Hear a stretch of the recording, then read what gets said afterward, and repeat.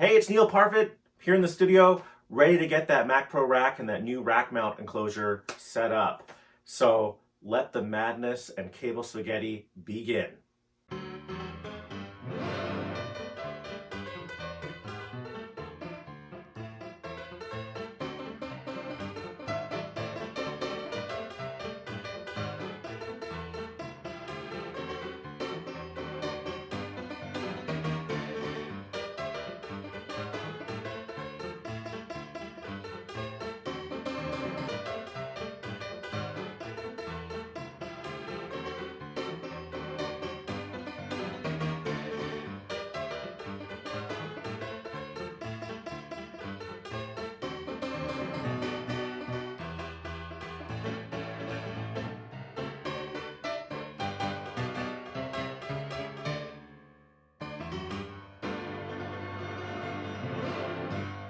Whew, that was a lot of work. I'm not quite done. I'm not going to put the big TV back up until I have the finishing kit because I only want to lift that TV up once. On a completely unrelated note, I've had a few people ask me what my near fields are. So this is a Yamaha NS10 Mini. It's called the NS10 MMT. I'm not too sure what year these came out, but I can assure you they sound just as terrible as you think. But that's a good thing because I want a real world reference as well as a studio reference, which are the Genelecs behind me. So this is for stereo playback, and then I have 5 ones of Genelecs for everything else. I jump between them all the time, and I've actually kind of grown to like these, even though they're kind of junky. But I have had people ask me how I've mounted these so cleanly to my screens, and the answer to that is, you always got to go custom. So I made a custom VESA mount, VESA. I scribbled out a diagram, made some very specific measurements, and I had a local company called protocase.com make it for me. So I did pay a little bit of a premium, but it was exactly what I wanted. And I couldn't find any alternate product on the market, so it worked out great. So this is what I had made, and it's kind of awesome. For some reason, these speakers have little screw mounts on the bottom, so these are secured in place. And because they're screwed, I can pivot them slightly inwards to get more of an equilateral triangle for monitoring. And yeah, it worked out awesome. So the idea is the monitor arm connects on the back.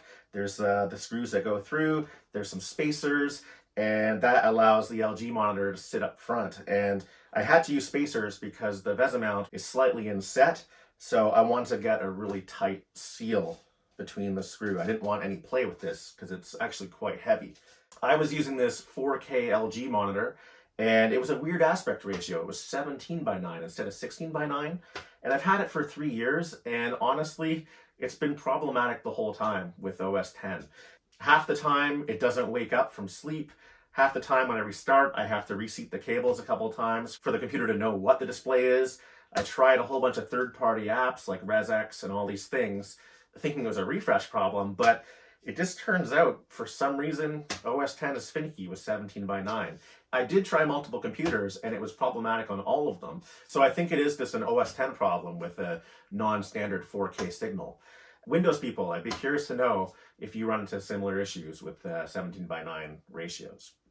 So finally, I had enough. I'm running 3 4K screens here, and every time that screen was involved, it was just a nightmare getting things started. Half the time, OS X would think I'd want a mirror, and it just became this stupid process. So I was like, screw this screen. So I went on Amazon, found an LG screen that's 4K, 60 hertz, the proper 16:9 aspect ratio. It has HDMI as well as DisplayPort, and I picked it up. Hopefully it will fit this because I can adjust it because it was custom. And luckily it fits this, so I didn't have to get anything redesigned. So here's the new screen I bought. It's an LG 32550-B. So I was all happy and everything was well in the universe. And then, of course, check this out. So you can see the VESA mount, but do you see the problem now? My previous monitor, the I/O was downwards facing, and now the I/O on this model, it's right here. So as soon as I mount my custom mount, it blocks all this I/O. Oh, why isn't this downward facing? Why is there always one stupid thing? I thought, sure, no problem, I'll get a right angle DisplayPort cable. However, there isn't a lot of clearance, and all the right angle DisplayPort cables I found are like that thick, even with the 90°. So I had to make a frantic search for the proper 90° HDMI cable. Luckily, the Mac Pro has two HDMI outputs that can both do 4K, and I have another DisplayPort connector on my Thunderbolt hub.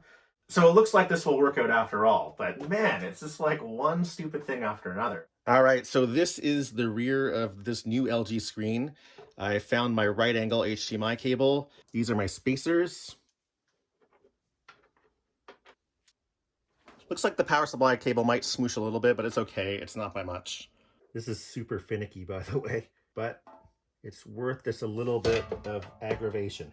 But I much prefer the game. Okay, these are aligned. It looks like the power from that dumb wall wart will clear. In hindsight, maybe I should have made a hole here, but it's too late. I don't want to get this remade, so I'm dealing with what I have, which is fine. So I'm using an Ergotron arm. It's also worth noting that the arm isn't holding all the weight. The bottom of the monitor is actually sitting on my desk. Oh, shit. Ugh. This is such a dick of a thing. Gotta line this up. Ah, f***. I probably should have just taped these together and used a little bit of glue or something. However, this is a DIY video, so live and learn. Okay, I'm gonna carefully align the holes. Oh shit, I knocked it again. It's that stupid DC cable that's poking out slightly that's putting this off angle. Okay, careful. Okay, that looks good. Don't sneeze, don't move, no vibrations. Looks good. This one looks good. Okay. Oh no, I locked. Ah, shit. So dumb.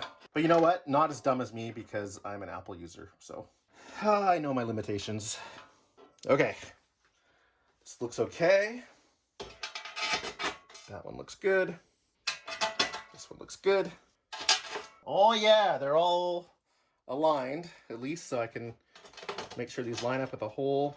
So now, if I'm really careful, I can mount the arm. So no sudden moves. Good thing the cat is in the studio. This is critical. Oh, okay, so I got one in. I have a good feeling about this. Okay, that's two. Oh, there it is, it's in. Oh, I think I got it. I think I got it. Yes, okay, so last one. Yes, okay. Holy crap. Okay, it's in. I'm tightening all of these. Oh yes, it's mounted.